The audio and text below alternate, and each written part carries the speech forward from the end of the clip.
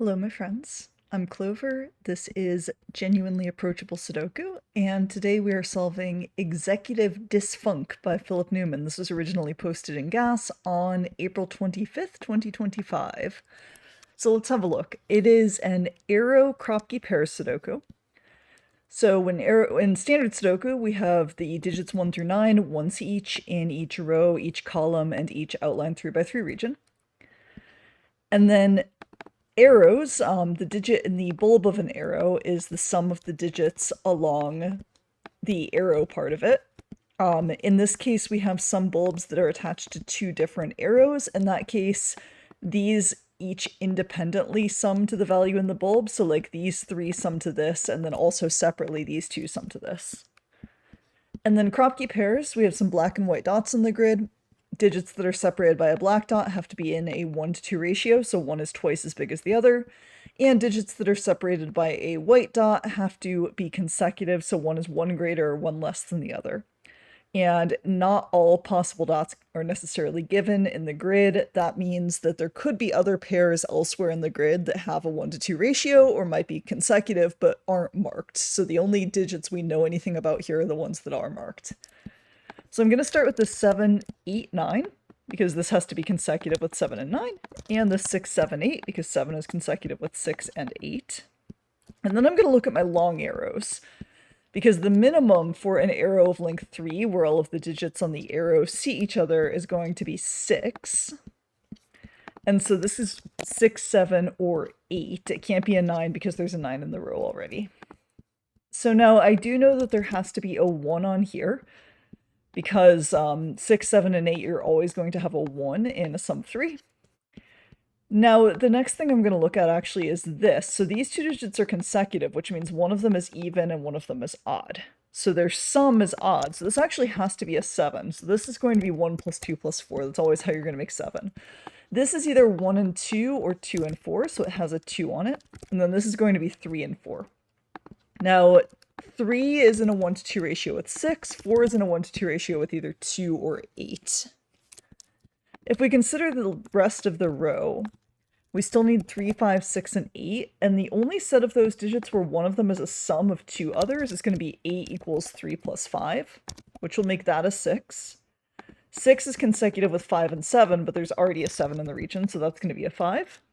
And that's going to be either a 4 or a 6. It can't be a 4 because of this 3, 4 pair here, so that's a 6. Now, the smallest we can possibly make these three is 6, 1, and 2, which is 9, which is the biggest digit we're allowed to use. So that's exactly what that's going to be, a 1, 2 pair with a 6.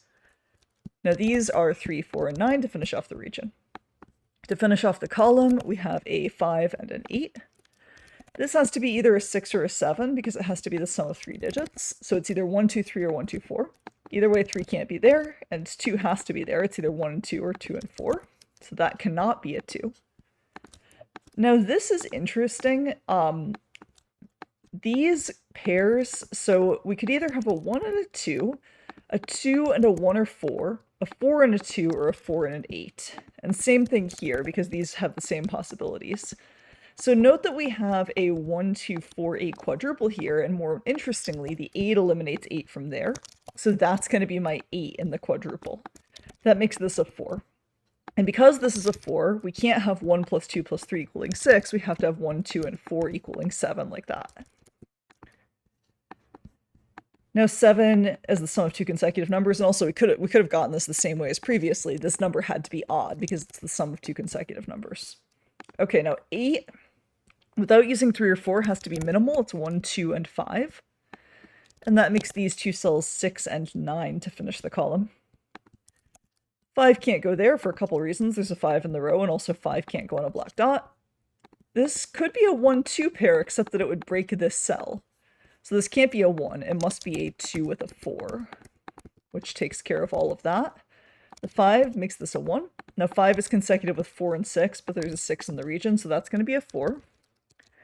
And that will now be either a 3 or a 5, but because we already have a 3, 4 pair in the region, that's going to be a 5. And our 9 is 3 plus 6. And that can't be a 6. The 6 gives us a 3 and a 6 right here. The 3 eliminates 3 from those cells, and we can place a 3 there. There's a 4 in this row, so that's now a 9. This can't be 2 and 4, so it must be 1 and 2. So that's a 2, that's a 1, and that is a 2. And then my last digit in the row is a 6. And here I need 3, 7, and 9. This is the only position for 7, and this is going to be a 3-9 pair, making this an 8. The 5 resolves this 3-5 pair. And then I still need to place a 3 and a 9 in the region. Now, in this central column, this is starting to look kind of full. I need 3, 6, 7, and 9. And interestingly, that doesn't really resolve at all. So let's look at this instead. So, oh, okay, so this can't be a 6 anymore, so this guy can't be a 3. That must be my 4, with this being a 3, which makes this a 6. And here, this could be a 4 with a 2, or a 3 with a 6, and this could be a 4 with an 8, or a 3 with a 6, and I don't know which yet, so I'm going to have to leave that on the table for now. There's only one position for a 4 in this region, it's right there. And so I still need 1, 2, and 7. The 3 makes this a 7, so that's not a 7. And I can eliminate 7 from these cells. Here I need 1, 2, 5, and 8. That's not 1 or 2. That's not a 5. Neither of these are going to be 8s because there is an 8 in the column. And now I need 1, 2, 4, and 5, and that can't be 5 because there's a 5, 8 pair there. Now here, these are going to be 1, 2, 6, and 7, but that can't be a 7 because there's a 7 in the region. In fact, there's a 7 here, eliminating 7 from that cell, so that's going to be my 7. There are, again, a couple of different ways to see that. I would not call this a super narrow puzzle, even if it is a little bit tricky. Those are going to be 3, 5, 8, 9 to finish the region. Okay. Now, where do we go next? Oh, there's a 6 right here. That makes this an 8 and makes this a 4. And the 8 resolves this, and we can also eliminate an 8 from there, placing an 8 in this region. And then the last digit in this column will be a 7. This is the only place for 7 in this region. So this has to be 1, 2, or 8, and it can't be 8 because of the 5, 8 pair, which in fact is resolved now.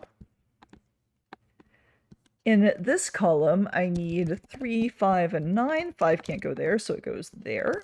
This can't be a 3 or 6 because those are in the row already. So that's a 9, that's a 3, and that's a 6. And this eliminates 9 from here, so we place a 9.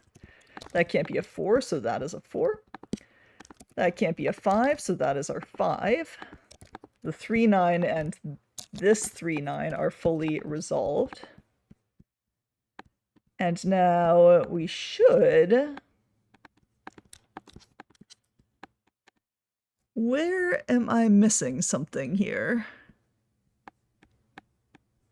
Ah, this is going to be an 8 because I have a 1, 2 pair in the row. Thought I was going crazy for a second. Now it's 1 and 2, 1 and 2, 1 and 2. I enjoyed that ending. That was really sweet. Okay, that is how you solve Philip Newman's executive dysfunk. Hope you enjoyed that one.